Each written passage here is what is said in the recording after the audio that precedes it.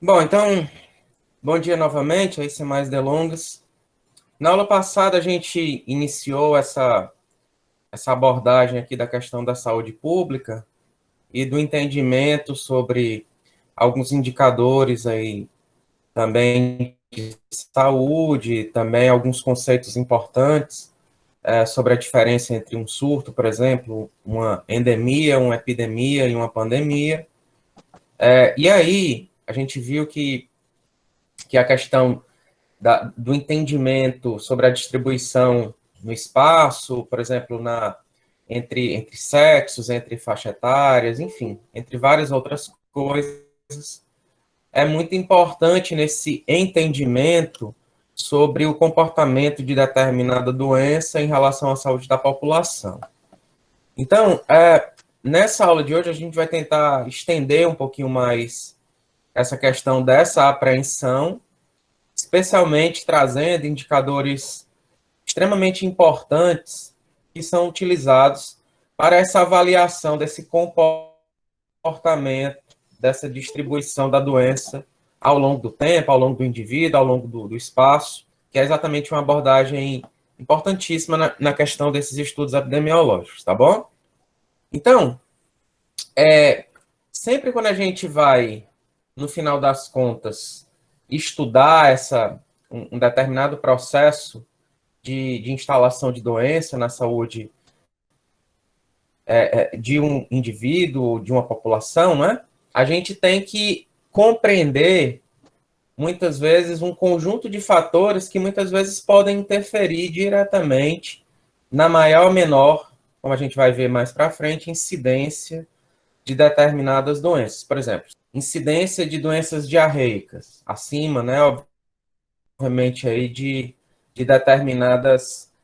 determinados valores usuais ali, em um determinado local. A gente tem que compreender, muitas vezes, o porquê, né? Será que é devido à ausência de condições de saneamento básico, por exemplo? Será que é por falta de uma determinada educação sanitária e ambiental? Será que tem a ver com aspectos nutricionais? Será que tem a ver com aspectos ligados mais ao hábito de uma determinada população em relação a outra?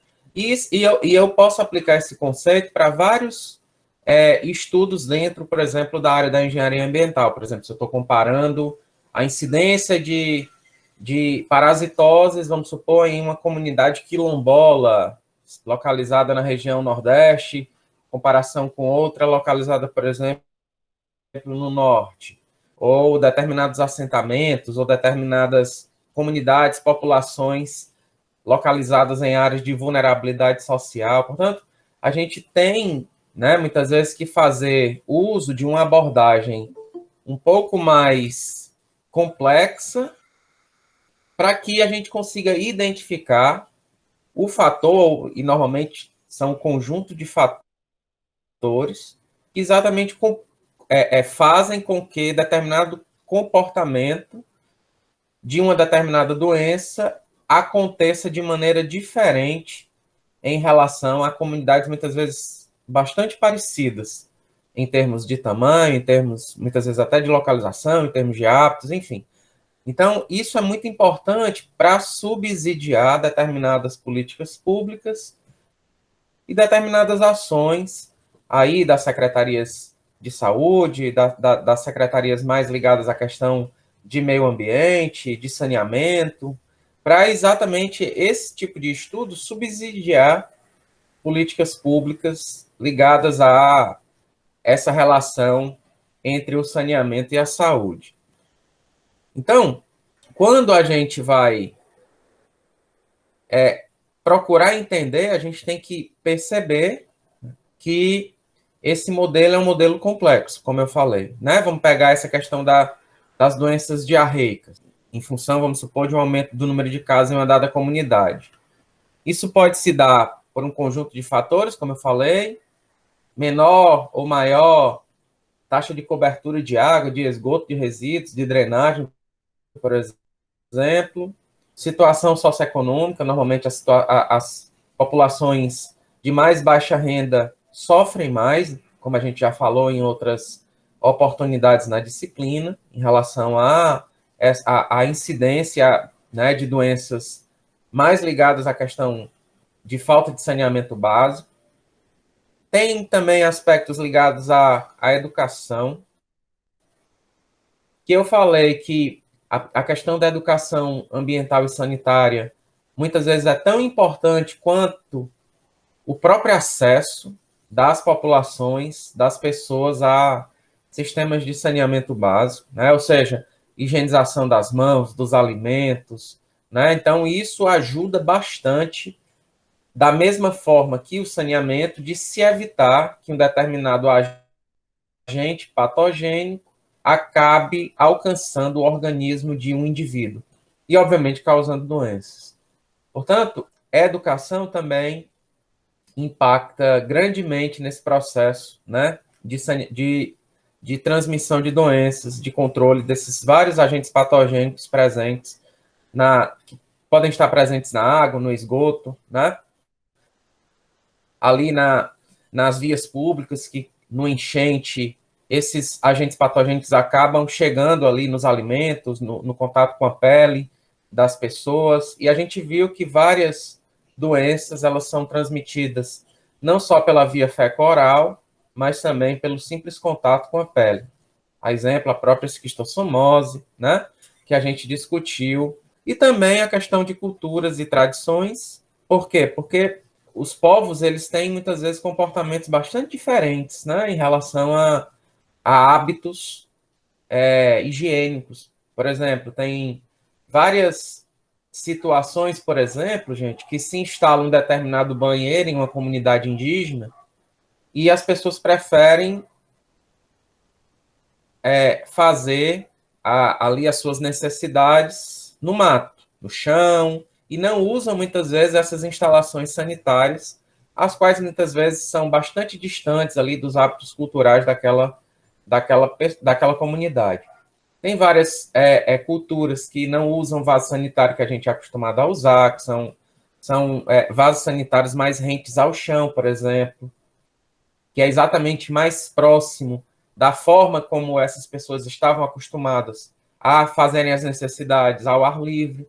Então, tem vários aspectos para além, né, assim, às vezes, desses indicadores de saneamento e tal, que podem interferir na incidência, por exemplo, de doenças diarreicas. A epidemia, né, esse estudo das epidemias e a importância da epidemiologia é exatamente para a gente tentar compreender no tocante à saúde comunitária quais os principais motivos, né, que estão liderando para uma determinada ocorrência de uma ou mais doenças e, obviamente, como se pode atuar no sistema para controlar, né, ou para diminuir ali a incidência de determinadas doenças.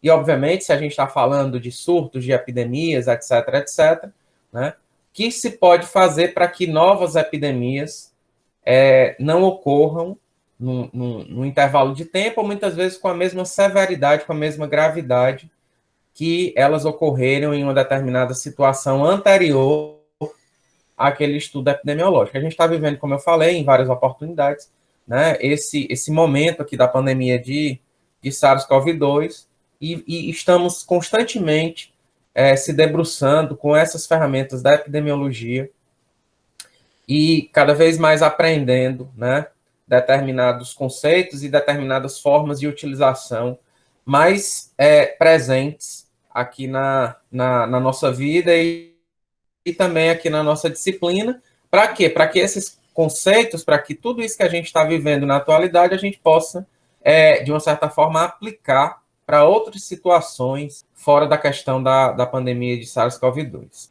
Beleza, então a gente viu que essas doenças, elas podem ocorrer de uma maneira frequente, localizada em determinadas comunidades, né, como é a questão da endemia, que eu até falei, a questão da própria malária lá na região norte do país. A gente tem a ocorrência de doenças esporádicas, né? Como eu até falei, um surto de sarampo que ocorreu há alguns anos atrás. Então, muitas vezes doenças erradicadas estão retornando, muitas vezes por ausência de vacinas. E a questão da epidemia é exatamente quando esse número de casos, essa incidência de determinada doença, ela aumenta, certo? Muitas vezes ali 2, 3, muitas vezes até mais 10, 100 vezes o número de casos que determinada doença tinha anterior àquele pico epidêmico. E quando, obviamente, essa doença se distribui ali para vários continentes, como a gente está vivendo atualmente, a gente tem a classificação de uma situação pandêmica. Então, e esses estudos epidemiológicos, muitas vezes, eles tentam compreender, obviamente, um determinado comportamento de aumento ou mesmo de diminuição da incidência de determinado número de casos de uma doença. Por exemplo, se a gente está entendendo aqui, vamos imaginar a questão desse gráfico que eu estou mostrando, que tem no eixo Y aqui taxa de mortalidade, né? E aqui no eixo X ano. Aí o comportamento desde 1840, por exemplo, até 1960. E aí o que se faz é tentar, além desses números, trazer alguns marcos para a saúde pública que contribuíram positivamente, por exemplo, nessa diminuição que a gente está verificando nesse gráfico.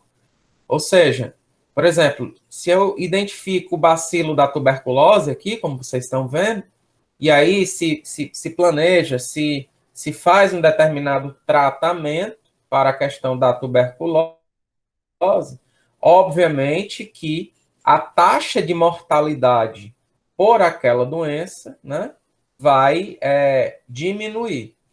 Se eu tenho, por exemplo, a ocorrência da hanseníase, e aí se tem um tratamento para hanseníase, obviamente que pessoas que vão ser acometidas por aquela doença vai diminuir. E assim sucessivamente, as várias vacinas que surgiram ali ao longo do tempo, contra rotavírus, né? Contra hepatite A, contra hepatite C e assim sucessivamente, contribuem para a diminuição da taxa de mortalidade, né? Verificada ali ao longo dos anos, tá bom? Então, esses estudos epidemiológicos, eles também procuram verificar, né?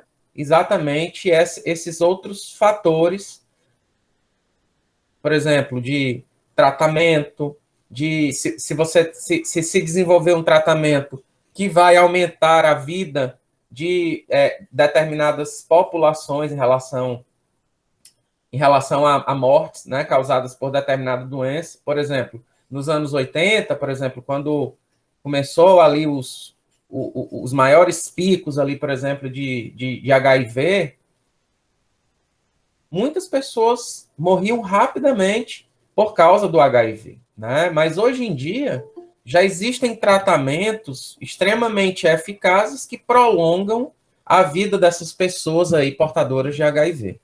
Então a gente vai ver que esse tipo de fator externo, muitas vezes, influencia grandemente nesses indicadores de saúde, notadamente a incidência que trata de casos novos e a prevalência, como a gente vai ver, que trata de pessoas que portam, né, determinada doença, tanto casos novos quanto casos ali anteriores àquele período, né, de verificação, certo?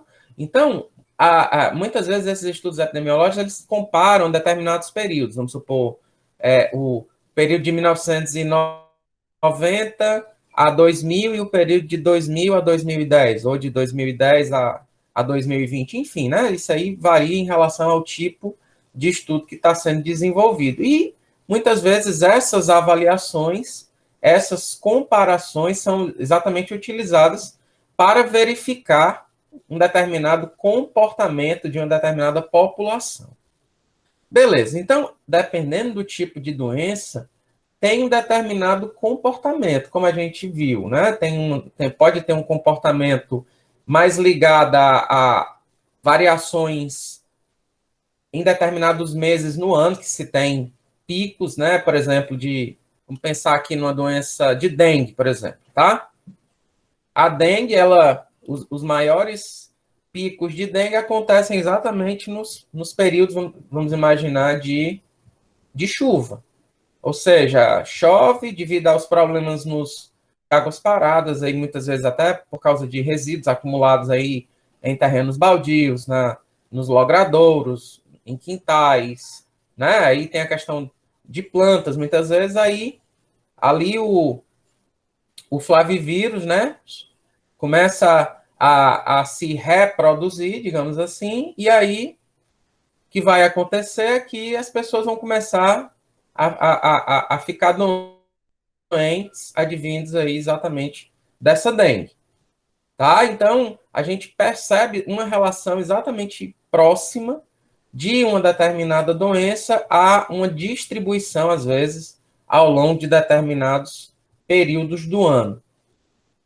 Então, a epidemiologia, ela procura exatamente compreender, né, esses padrões para exatamente se tomar medidas preventivas e corretivas para diminuir um determinado comportamento, né, diminuir essa incidência aí de doenças. E como a gente vai ver, né, normalmente esse conceito de incidência é muito ligado à questão de doenças agudas, né, ali, ou de comportamentos agudos, ou seja, quando se aumenta o número de casos ali rapidamente em um curto espaço de tempo.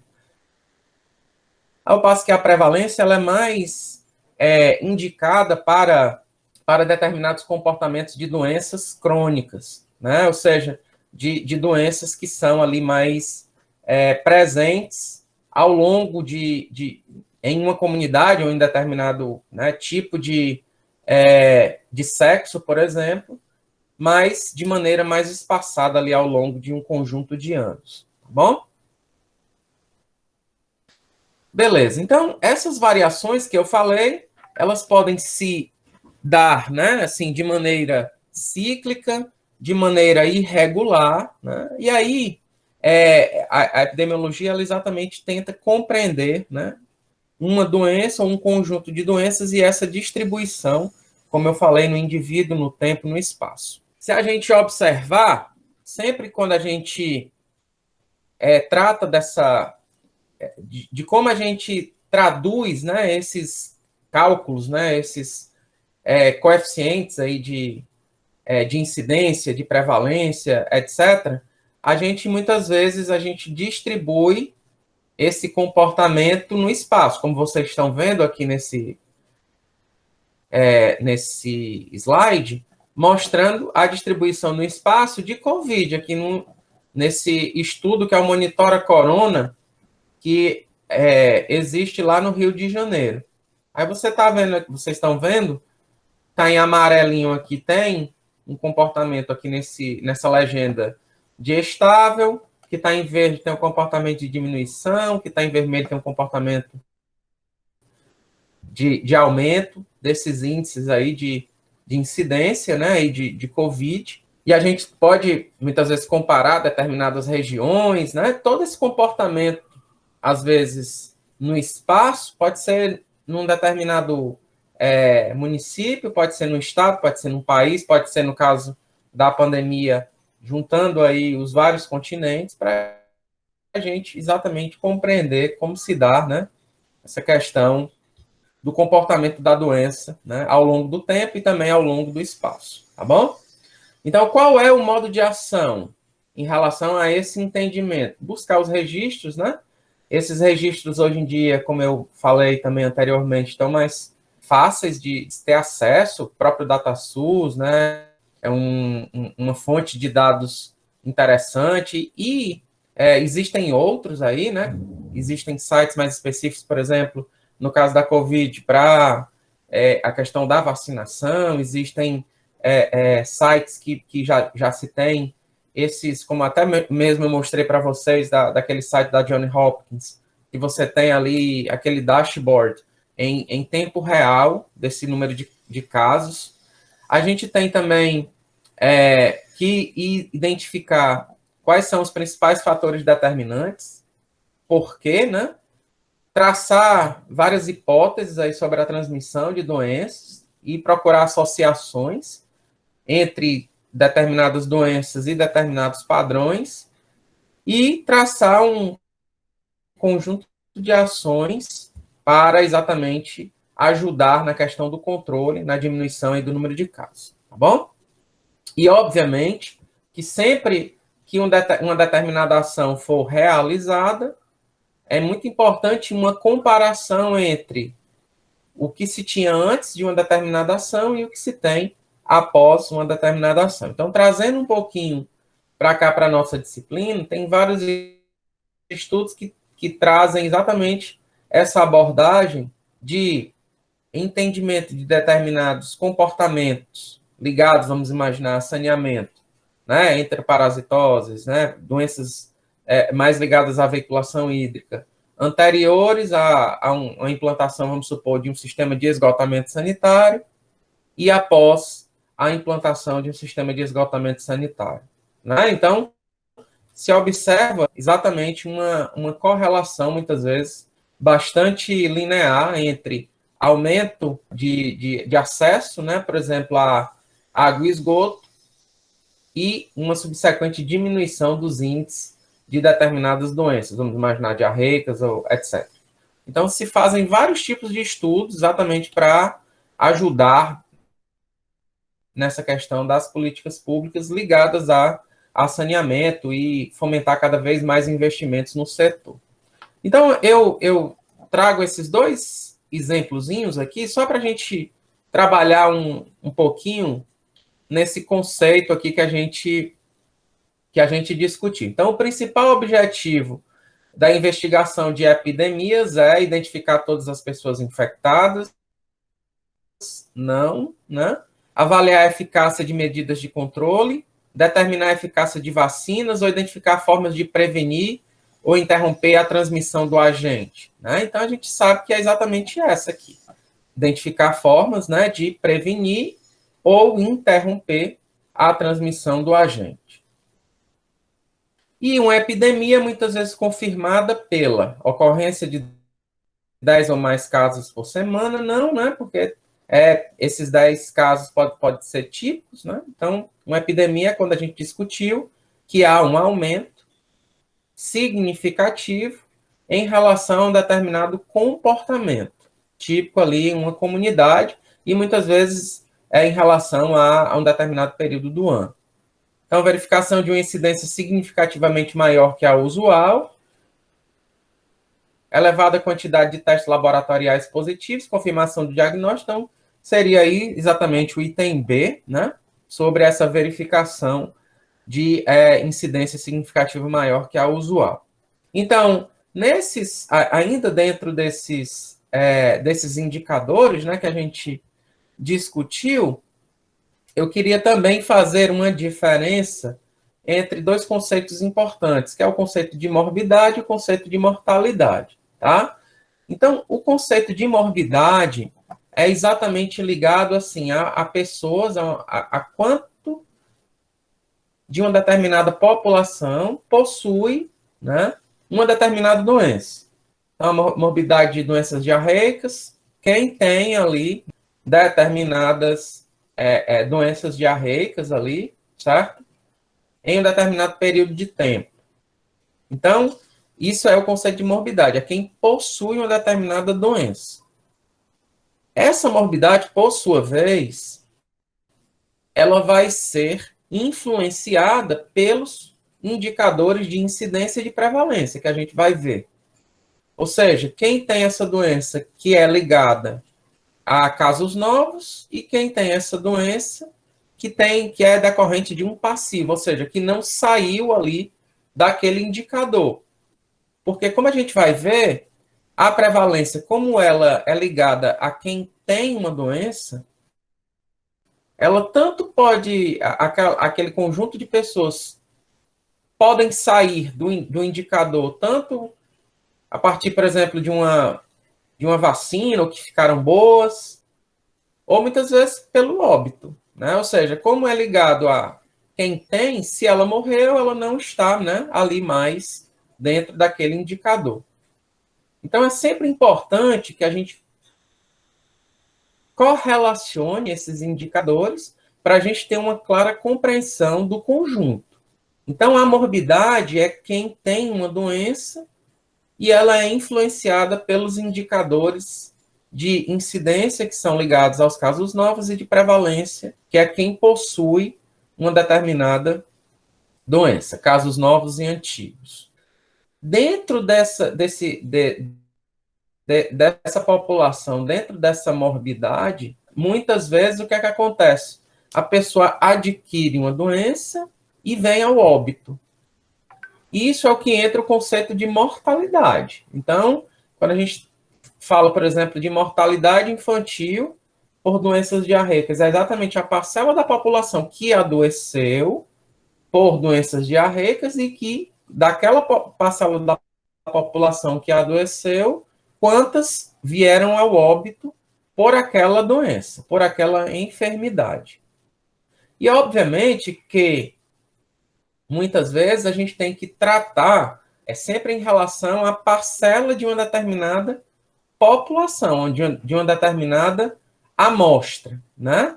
Então, por exemplo, se eu estou avaliando mortalidade infantil, obviamente que a minha população de referência tem que ser crianças. Aí, obviamente, que se eu estou analisando mortalidade infantil até 1 ano de idade, obviamente que são as crianças nascidas em uma determinada, né, comunidade, que estão ali, né, obviamente naquelas mesmas condições e que, obviamente, estão interferindo ali naquele indicador.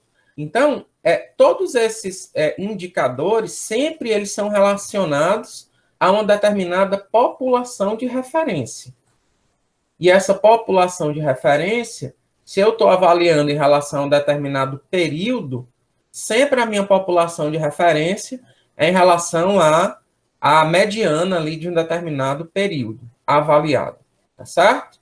Então, a gente vai ter a oportunidade de ver também ao longo desse módulo aqui de saúde pública. Que é exatamente isso que eu falei, né?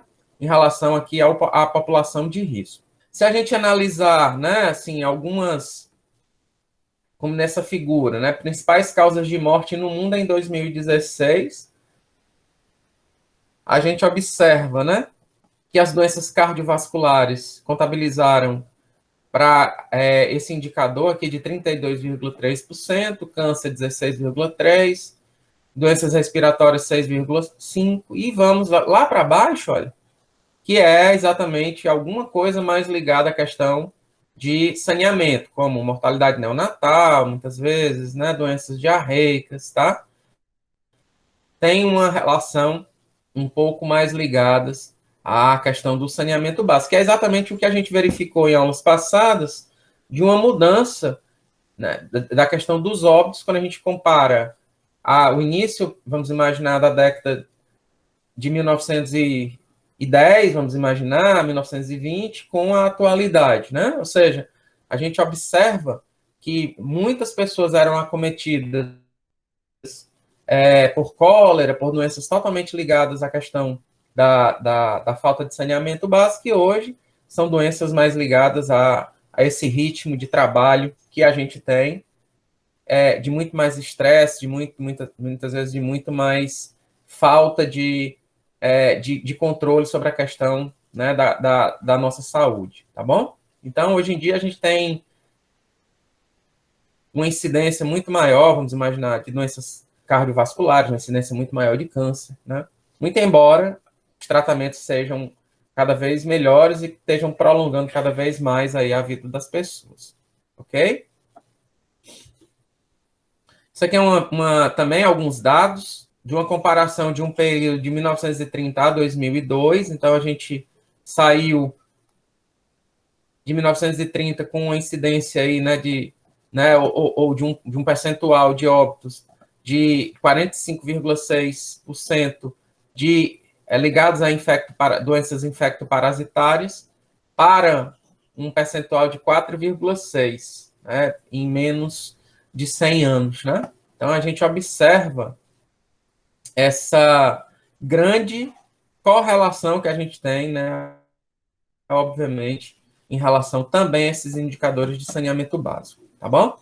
E outras coisas que eu deixo para vocês aqui, doenças circulatórias aumentou, respiratórias diminuiu, doenças digestivas se manteve, câncer aumentou de 2,7% para 13,2%, e assim, e outras coisas que estão mais ligadas aqui nessas outras causas, que teria que dar uma olhada, né, com mais detalhes nesses estudos aqui desenvolvidos pela Fiocruz. Isso aqui é uma vista aqui de uma foto nesse surto aí de doenças mais ligadas, por exemplo, à tuberculose, à cólera, né? Então, nessas várias epidemias verificadas ao longo aí dos últimos 100, 200 anos. Beleza. Então, a gente já falou rapidamente do conceito de morbidade, do conceito de mortalidade, do conceito de população de risco e um pouco ali dos indicadores de incidência e de prevalência. Então, a gente vai tentar agora avançar um pouquinho mais nessa compreensão. Existe uma classificação dessas várias doenças, e essa classificação ela é dada a partir desse normativo, desse livro, vamos imaginar aqui, que é o CID. Esse CID, ele é exatamente a sigla de Classificação Estatística Internacional de Doenças e Problemas Relacionados à Saúde. Então, imagine que chegue uma pessoa num hospital e o médico vai classificar aquele quadro, né, viral ou infeccioso em relação a uma determinada doença. Essa classificação vai ser com base no CID. E é com base nisso que se fazem exatamente essas análises de determinadas doenças e com base nessas análises vão se calcular os diferentes indicadores aí de, como eu falei, de incidência, prevalência, morbidade, mortalidade, etc. Certo? Então, sempre um indicador em relação a uma determinada doença. Então, incidência de febre tifoide, incidência de febre paratifoide, incidência de esquistossomose, incidência de hepatite, aí vai, hepatite tipo A, hepatite tipo C, e assim vai, tá? E aí, sempre quando a gente vai trabalhar esses indicadores, também existem vários indicadores que são desdobramentos desses indicadores mais tradicionais. Existem indicadores que vão estar mais ligados à questão da mortalidade infantil. Existem indicadores que vão, muitas vezes, essa mortalidade infantil vão ser ligadas até 1 ano de idade, muitas vezes até 3, até 5 anos de idade. E aí a gente vai tentando compreender um determinado padrão de doença e um determinado padrão de óbito em relação a uma comunidade, em relação a uma população. Então, nessa questão, eu queria trazer assim, como é que a gente calcula inicialmente essa taxa bruta de mortalidade, que é exatamente o quê? O número de óbitos na população em determinado período de tempo e a população total para o ponto médio do período. Portanto, quando eu vou trabalhar, vamos imaginar, na taxa bruta de mortalidade no ano de 2020, eu vou exatamente pegar todo mundo ali, né, de uma determinado município, de um determinado estado, né, ou muitas vezes de um país, quem foi ao óbito, e eu vou pegar a população em relação ali total, né, em relação ao período médio avaliado. Então, por exemplo, se eu vou pegar no ano, então é a população naquele ano. Muitas vezes eu não tenho condição de calcular ali no meio do ano. Mas se eu vou, muitas vezes, calcular em relação a um período de 10 anos, eu vou pegar a população ali na mediana, certo? E vou exatamente fazer esse cálculo, essa abordagem. Beleza. No caso da taxa de mortalidade infantil, como é que ele é calculado? Calculado da seguinte forma: é o número de óbitos de residentes, olha lá. Nesse caso, como é com menos de 1 ano de idade, né? Dividido pelo número de nascidos vivos de mães residentes. Então, se uma mãe estava visitando um parente e teve um bebê em uma determinada comunidade, aquele nascimento não é contabilizado nesse indicador, porque tem que pertencer a uma determinada comunidade. Então, nesse caso, uma taxa de mortalidade infantil é considerada alta quando, né, existem 50 óbitos ou mais por cada 1.000 nascidos vivos. Ela é considerada média quando é de 20 a 49 por 1.000 nascidos vivos, e ela é considerada baixa quando são menos de 20 óbitos por 1.000 nascidos vivos. Então, só para vocês terem uma ideia, a taxa de mortalidade infantil era de quase 150 óbitos para cada 1.000 nascidos vivos em 1940. E vocês tiram, né, o quanto a gente avançou nesse controle da mortalidade infantil. E aí, se a gente vai fazer esse uso, né, de um determinado indicador, a gente pode calcular ele. E aí representar no espaço. Olha lá. Então, a gente tem aqui o mapa do Brasil e essa distribuição desses indicadores. E o que é que a gente percebe? A gente percebe que nos estados do sul e do sudeste do Brasil, onde se tem uma concentração de renda maior, onde o acesso da população a sistemas de saneamento básico também é maior, a gente observa que esses indicadores aqui de mortalidade infantil são menores no sul e no sudeste do Brasil em relação, por exemplo, ao nordeste, em relação ao norte do país. E mesmo aqui no nordeste, a gente percebe, né, uma diferença entre os estados do nordeste. Alguns estados são mais ricos, outros estados são mais pobres, e a gente percebe esse comportamento do padrão socioeconômico, do padrão também em relação a indicadores de saneamento básico, tá bom? Se a gente comparar alguns indicadores aqui de mortalidade infantil, por exemplo, o Espírito Santo ocupa uma posição 27. A taxa de mortalidade infantil em 2017 era 8,4, que é comparável a um país como o Bahrein. O Paraná ocupava uma posição 25, que é comparável, por exemplo, a Fiji.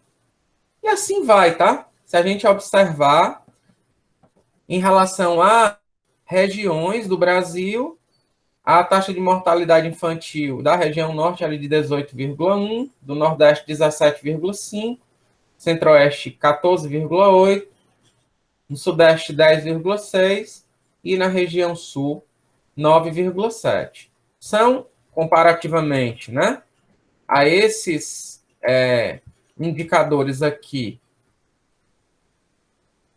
são considerados dados baixos, né, de mortalidade infantil, mas, em relação a esse teto aí de 20, né, por 1.000, que é o que representa esse indicador aqui, né, que é por 1.000, tá?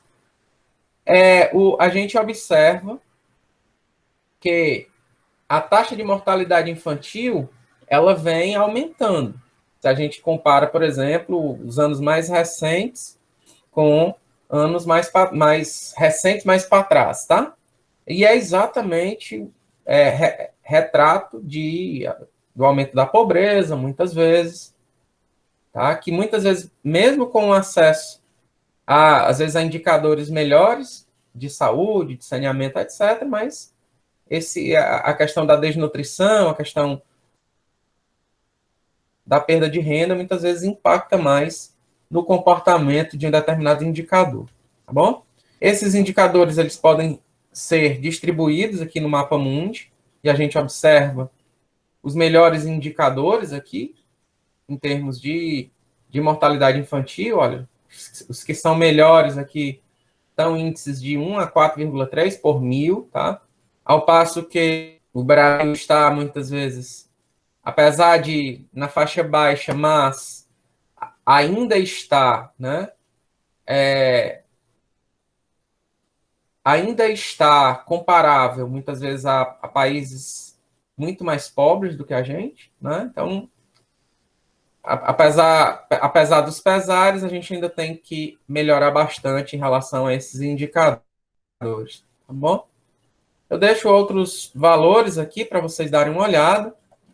Aqui é de como é a mortalidade em alguns países mais pobres, Afeganistão, Somália, né, 110, 94, ou seja, vários países ainda têm um elevado índice de mortalidade infantil, né, e que tem tudo a ver com essa questão que eu falei de renda, de desnutrição, né, de pobreza e também de acesso à saúde e saneamento, tá bom? Beleza, então, esse indicador de mortalidade infantil, mortalidade na infância, né?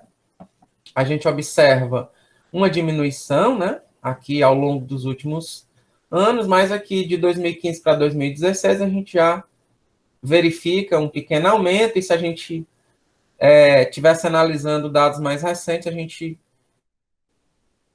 iria ver que esse comportamento está levemente tendendo a aumentar, exatamente como eu falei, pela perda de renda da população, infelizmente. E aí, também aqui a gente traz, né, o conceito de letalidade. Ou seja, a gente está observando bastante hoje em dia esse conceito, né? Ou seja, quem, por exemplo,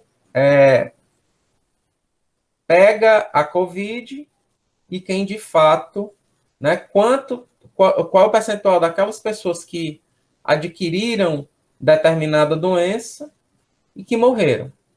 Então, obviamente que a mortalidade é muito mais ligada ali à questão da mortalidade infantil, etc, etc. Mas, né, a letalidade também é um conceito bastante importante nesse comportamento aí de padrão de determinada doença.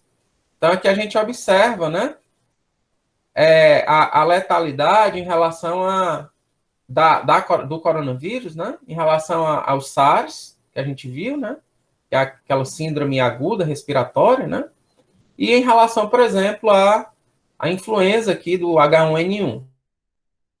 Então, a gente observa que a letalidade do COVID é muito maior do que a letalidade do SARS, que, por sua vez, é muito maior do que a letalidade da influenza, aqui do H1N1. Então, isso é importante também nas políticas públicas.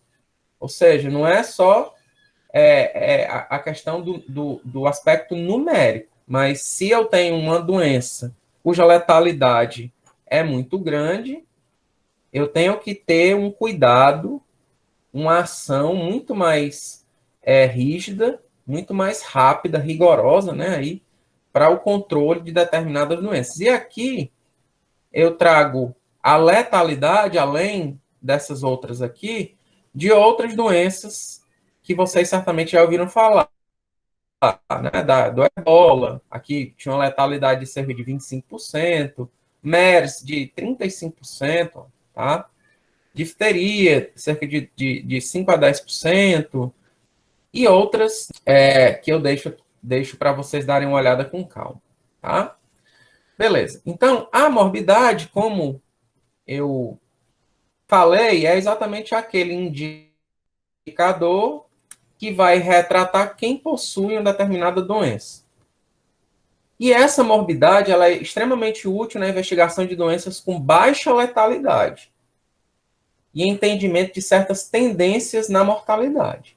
Né? Ou seja, quando eu tenho uma proximidade entre a morbidade e a mortalidade, é exatamente aquelas doenças que a letalidade, né, vamos pensar assim, é muito elevado.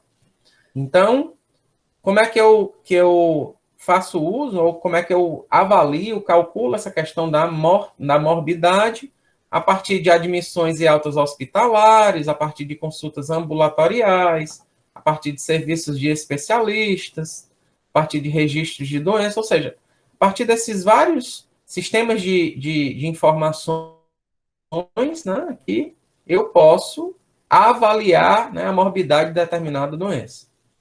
Então, morbidade de doenças diarreicas, morbidade de enteroparasitoses, né? Morbidade de febre tifoide, e assim vai, tá? E aí, obviamente que nos sistemas hoje de informações, tudo isso já vai estar muito mais fácil, né? Muitas vezes a obtenção dessas informações, tá? Então, beleza. E aí, como é que eu calculo essa morbidade a partir do coeficiente de morbidade, que é o número de casos de uma determinada doença, quem tem uma determinada doença, dividido por uma população. Isso multiplicado por 10 elevado a n. Então, esse 10 elevado a n é simplesmente um artifício que a gente faz uso para reportar um determinado indicador, ou por cada 1.000 pessoas, ou por cada 1.000 pessoas, ou 10 a terceira, ou por cada 10.000 pessoas, ou 10 a quarta, entende? Então, sempre a gente faz uso desse 10 elevado a n para a gente estar trabalhando com um valor ali mais facilmente explorado, né? Mais facilmente assimilado do que, muitas vezes, 0,0000, etc, etc. Tá? Então, eu trabalho com 50 por cada 1.000, 50 por cada 10.000. Então, isso é o retrato aqui desse 10 elevado a n no cálculo do indicador. Beleza. Então, como é que essa morbidade ela é utilizada? Eu já falei, né? Morbidade por doenças diarreicas. E aí vai, né? Por morbidade de pessoas dessas doenças diarreicas que são por ascaris, ou são por tricúris, ou, sabe? Então, muitas vezes, a gente discretiza um determinado indicador para ver exatamente a maior predominância de um determinado agente parasitário, né, em relação a outro, tá bom? Morbidade por hepatite A e E, né? E aí vai. Deixo várias coisas aqui mais ligadas à questão dessa utilização, desse entendimento, dessa apreensão aqui da saúde pública para a nossa disciplina. Bom, então, nessa questão dos indicadores, eu tenho que quantificar, né, a questão da ocorrência de eventos relacionados à saúde, tenho que estabelecer essas medidas de frequência de doenças e tenho que fazer a diferença, tenho que calcular qual a incidência de determinada doença e qual a prevalência de determinada doença. Então, uma vez mais, a incidência é ligada a casos novos e ela é aplicada para doenças de caráter mais agudo, de doenças de curta duração, normalmente. Tá? Então, por exemplo, o SARS-CoV-2 é um exemplo típico da utilização mais adequadamente do conceito de incidência.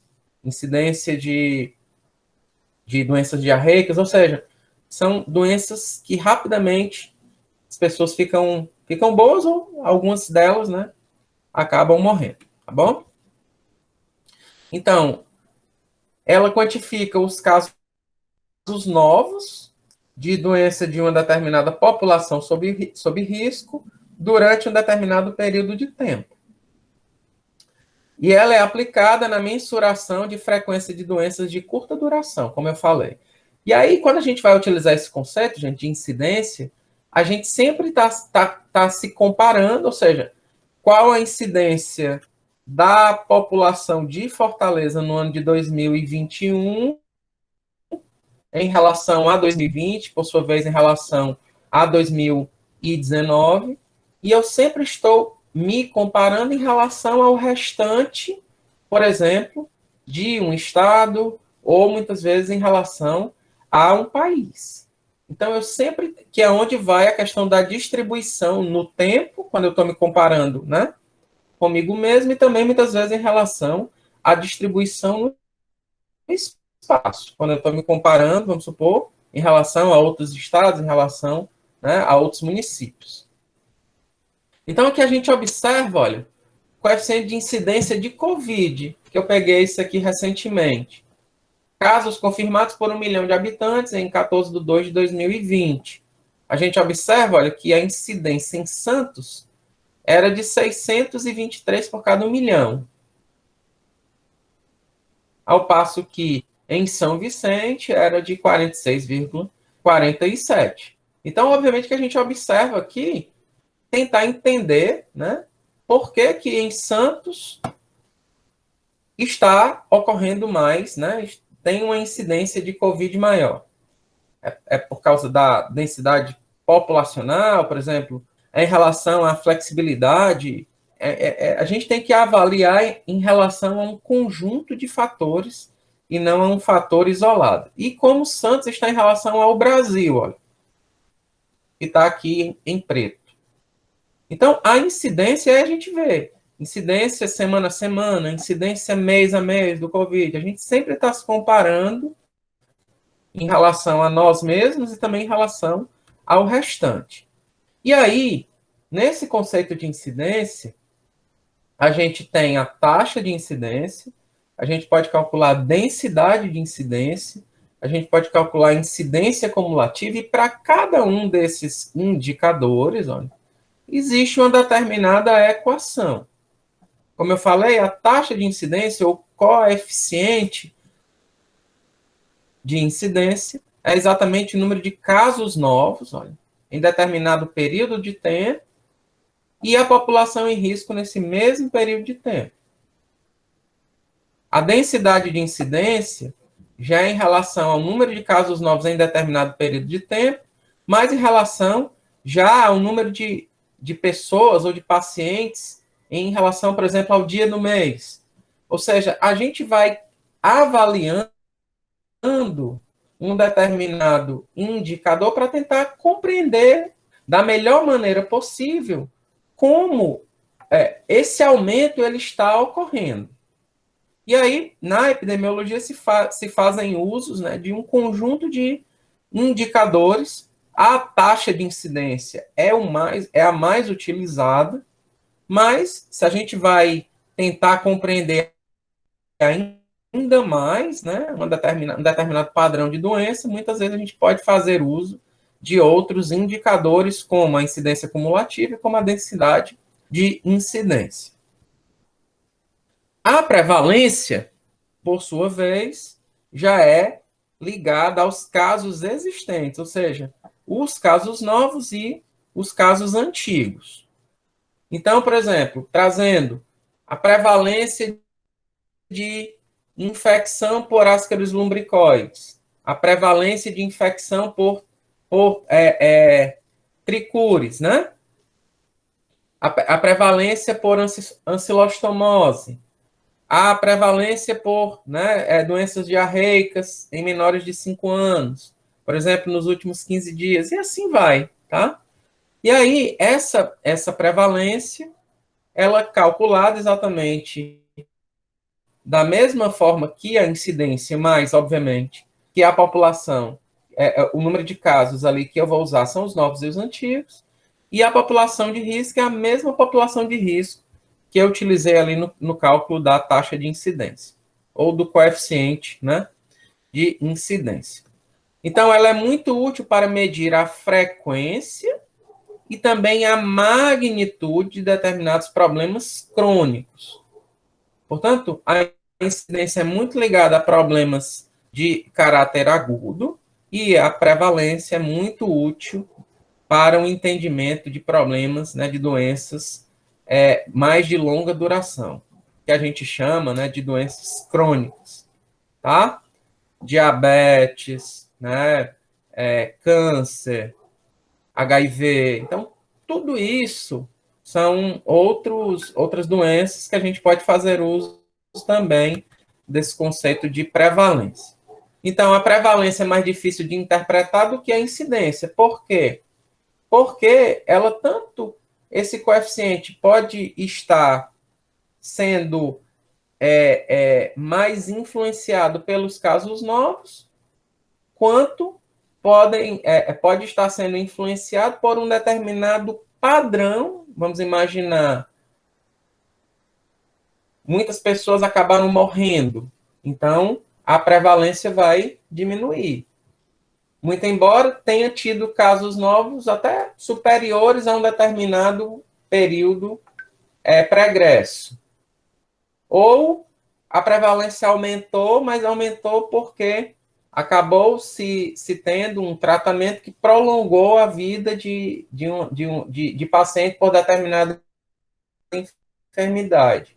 Muitas vezes, esse aumento não foi por causa dos casos novos, foi por causa disso. Então, ao passo que a incidência é caso novo. Então, é quem ali obteve, né? Quem foi registrado como caso novo e o padrão, né? Como é uma doença de curta duração, rapidamente sai ali do indicador. Né? Ou seja, ficou bom, já não está ali no indicador. Né? Então, por isso é que, normalmente, quando a gente vai reportar a questão da prevalência, sempre a gente tem que estar reportando também o comportamento da incidência, da taxa de incidência. Então, a prevalência, ela é influenciada, né? Tanto pela diminuição ou pelo aumento da incidência, quanto pelo aumento ou diminuição do número de mortes, que muitas vezes esse indicador ele é influenciado, ou seja, a prevalência diminui porque pessoas ficaram boas, né? Então elas saíram ali, pegaram ali, fizeram uma análise, delimitaram ali um determinado período, fizeram a questão da amostragem, quem é que tem a doença? Pessoa que ficou curada não tem, não está ali, não foi contabilizado naquele indicador. Quem morreu também não foi contabilizado naquele indicador. Quem morreu vai estar sendo contabilizado em outro indicador, na mortalidade, né, na própria letalidade, mas não na prevalência. Quem ainda está doente, então vai, de uma certa forma, ser contabilizado e assim sucessivamente, tá? Então, quando a gente avalia esses dois indicadores, várias coisinhas podem influenciar, como eu já falei, né? Os casos novos, no caso da incidência, que também vai impactar na prevalência. As curas, que não vão impactar na incidência, mas vão impactar na prevalência, vão diminuir a prevalência. Os óbitos, que vão diminuir a prevalência. E, obviamente, que os casos novos vão aumentar, né?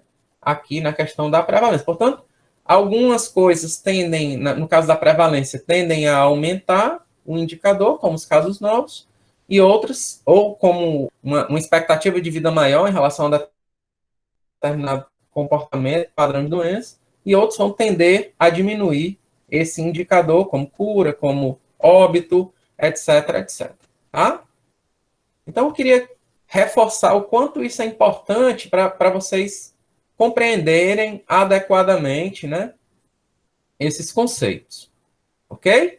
Então, várias dessas coisas que eu estou passando aqui, eu já falei, e reforçando, né, a questão dessa diferença, né, entre prevalência e incidência, entre mortalidade e morbidade, entre surto, epidemia, pandemia, endemia, que isso é muito importante, talvez seja as coisas mais importantes de vocês entenderem bem aqui nessa nossa disciplina, e especialmente como o saneamento está impactando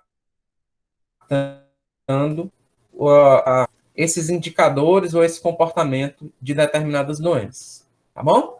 Então, por exemplo, trazendo alguns exemplos Por exemplo, no ano de 2018, foram notificados 1.850 casos de hepatites virais no estado do Ceará, cuja população era de 9 milhões e pouco habitantes, né? Qual foi a taxa de incidência de hepatites virais no referido ano? Então, aqui é simplesmente como o coeficiente de incidência, né? Ele é o número de casos novos dividido pela população de risco, ou seja, qual é a minha população de risco aqui? É todo mundo, né? Porque todo mundo tá sob a influência dessa doença que é a hepatite. Não é isso? Então, a minha população de risco vai ser a população total. Então, como é que eu calcularia essa minha taxa de incidência nesse caso aqui? Seria taxa de incidência seria igual a 1.850 dividido por 9.076.426. E aqui, vezes 10 elevado a n, né? Então, o que é que vai acontecer aqui? Se a gente pegar 1.850 dividir por 9.076.426, vai dar aqui 2,04 vezes 10 a menos 4. 10 a menos 4 é por cada 10 mil. Então, eu tanto posso colocar essa minha taxa de incidência aqui como 2,04 por cada 10 mil habitantes, como eu posso reportar como 20,4, por exemplo, por cada, né? Então, aqui é 100 mil. Ou seria 204 por cada 1 milhão, que é 10 a sexta. Por cada 100 mil, ou 204 por cada 1 milhão. E assim vai, né? O cálculo da incidência. Olha lá. No estado do Ceará, a transmissão de esquistossomose no ano de 2018 foi focalizada. Do total de 184 municípios do estado, 24 são endêmicos. Então, isso aqui está até errado, né? Por que essa notícia? Porque a gente viu, né, que a endemia, ela é uma coisa que tem que ter um padrão ali constante. Então, a notícia foi dada de maneira errada. Muitas vezes o conceito de endemia ele é colocado de maneira incorreta. A prevalência média, olha, foi de 0,92% em 28.275 pessoas examinadas. Qual é o número de portadores da doença? Então, aqui, o que é que eles pegaram? Como foi a prevalência, é quem tinha a doença, esquistossomose. Tanto os casos novos quanto os casos antigos. Então, se a prevalência média foi de 0,92%, né? 0,92%, 0,92 por cada 100 habitantes, né? Logo, para 1.000 habitantes, né? Para 28 mil, eu vou ter X, né? Então,